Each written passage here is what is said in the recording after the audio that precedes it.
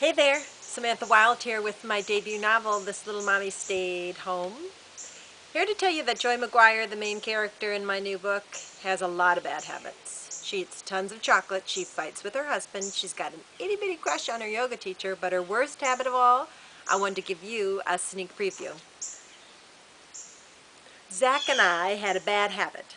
It began as a survival mechanism.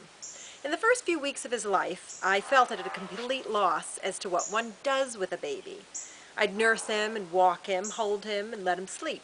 But I can't say that that limited variety of activities did much for me. So I did what mothers have done through the decades. I turned on the television. We watch Oprah. There, I said it. I suppose I could have worse habits, like caffeine, internet porn, scratch tickets, or crack. Still, Oprah has her downsides. For one thing, she's setting the bar too high. In the past month alone, she's aired programs on how to be thin, be young, be rich, give away your money, be kinder, be more successful, and in general, be more like her.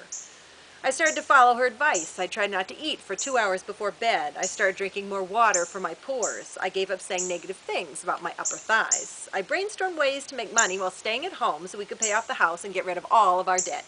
I gave $10 to the fundraiser for the VFW at the grocery store, even though I didn't want to. That's even better, right? All I can say is Oprah is bringing me to my knees. I thought I was going to have a real mental collapse from all the effort it takes to keep up with her. I finally broke down and told Drew. I told him how worried I was about the size of my ass, and the size of our mortgage, and the hour we eat dinner at, and the starving people everywhere, and the lack of thoughtfulness and civic interest in America, and how I finally started developing crow's feet and need to put an end to it. This is the year to put an end to the madness of my life. I need to start helping victims and stop being one, right? It was a shining hour for Drew anyway. He rubbed my shoulders lazily while he watched the baseball game over the top of my head.